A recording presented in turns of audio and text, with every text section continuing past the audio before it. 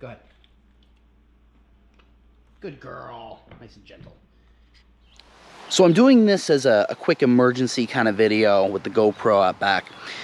I've gotten some questions from people asking how they get their EIDL loan forgiven, and they forwarded me some emails they received, some ads.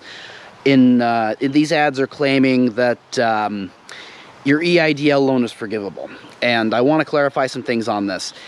There is a forgivable portion of EIDL, but it's not the loan. The loan itself is not forgivable. I don't care what anyone says.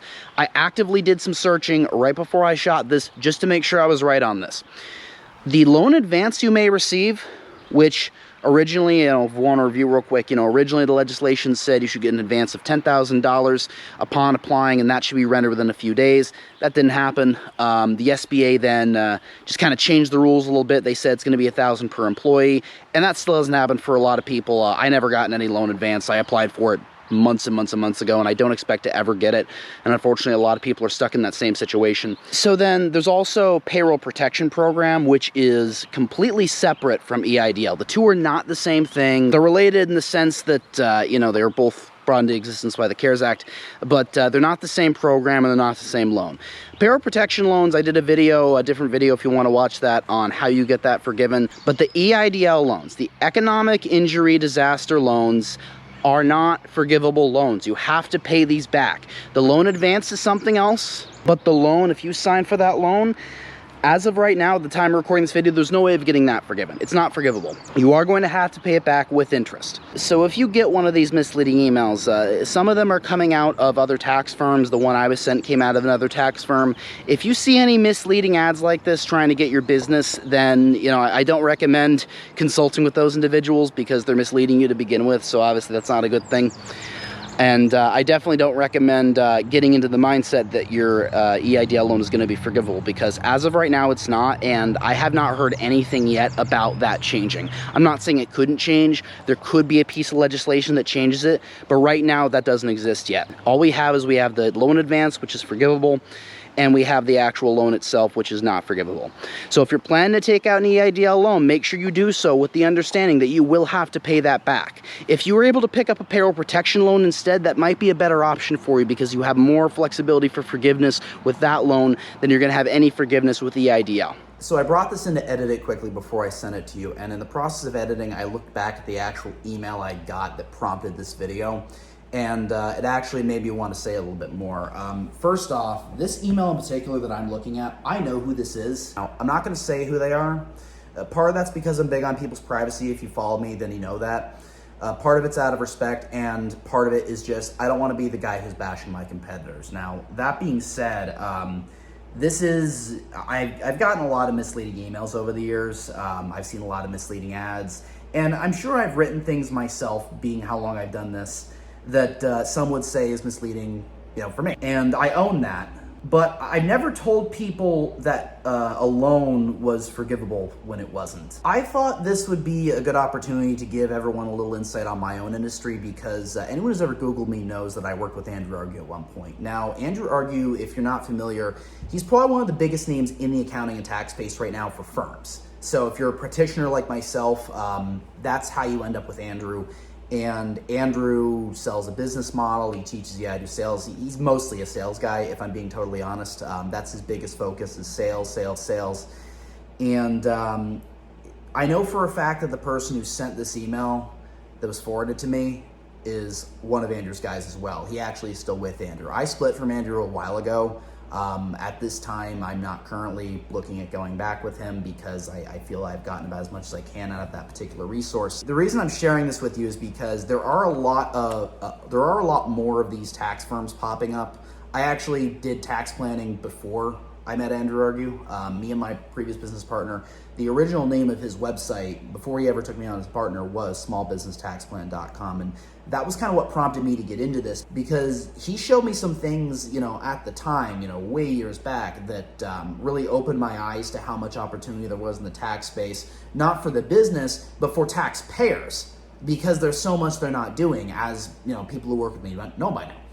So me and my partner did work with Andrew at one point, and unfortunately there's a review that I did that's still online. It literally looks like I did it with a gun to my head, because I basically did have a gun to my head. I didn't want to do that review. I was compelled to do it, and if I could go back and do it again, I would take it back. Again, not going to say who sent this email that was sent to me, but I know who this individual is, and he still has very close ties with Andrew.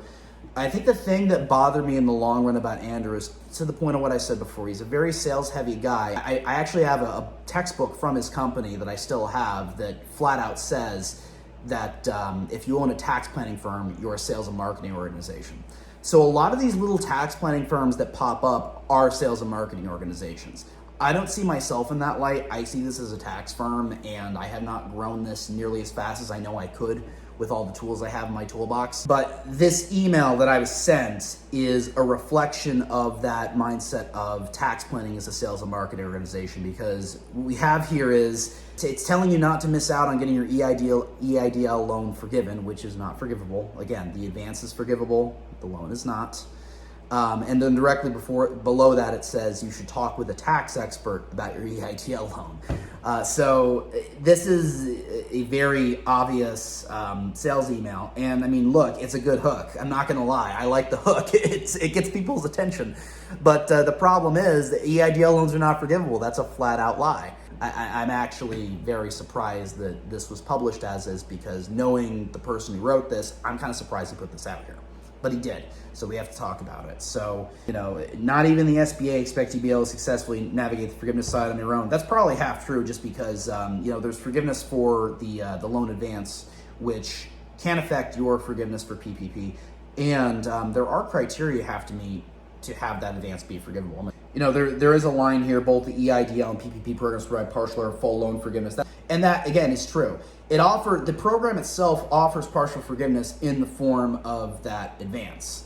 But the loan, the big chunk of money you're taking out, is not part of that advance. It's not forgivable, and as of right now, you're not going to get loan forgiveness for it. So I've given you a little bit of insight on just, kind of the stuff that happens on the back end in my industry. I don't consider, just because a lot of these firms are sales and marketing organizations, it doesn't necessarily mean they're bad firms. In fact, a lot of these guys are actually really good, partially because they worked with Andrew and they got a very good baseline of knowledge from his program. He has a very good program, don't get me wrong. This is not the first time I've had an email be forwarded to me from another tax firm by one of my own existing clients, and it's not the first time that it's just made them more confused than ever. So I want to point that out, and also kind of arm you, my audience, with the knowledge that, look, this is out here, and it's not necessarily bad, but you need to be aware of it, and you need to be aware that because these guys are sales and marketing organizations, they'll do anything to get you on the phone. And when you look at this email, it's very clear that this is just an attempt to get you on the phone. I'm not going to try and get you on the phone with this video. I'm going to try and get you to join my Facebook group, because I have other cool stuff in there they give you. But I'm not going to try and get you on a tax consultation when we're talking about loans. The only reason I'm talking about PPP and EIDL at all, it's something I'm already familiar with from working with SBA loans in the past. I had a lot of clients that had SBA loans in the past. And number two, because it's what people want to know. So if it's knowledge that you need, then I'm going to give it to you. And I have the opportunity, with my knowledge base, to kind of pick things apart that maybe are going to confuse you, just like this, and be able to give you that clarity. And that's ultimately what the objective of this video has been. I guess the moral of the story here is, don't take anything at face value. Just you never know what intricate detail is going to be there. Make sure you ask questions and dig into details before you draw any conclusions. That's the best advice I can give anyone. Not just for loans, not just for tax, but just in general. We got a lot of information about this coronavirus earlier this year, and then the CDC changed their mind about 50 times. Oh, well, it turns out we were wrong here. It turns out we were wrong there, because we took everything at face value and didn't bother going into the details and actually explaining things. So that's my advice for everyone, and I hope everyone enjoys that. I hope this was helpful, and I'll see you soon.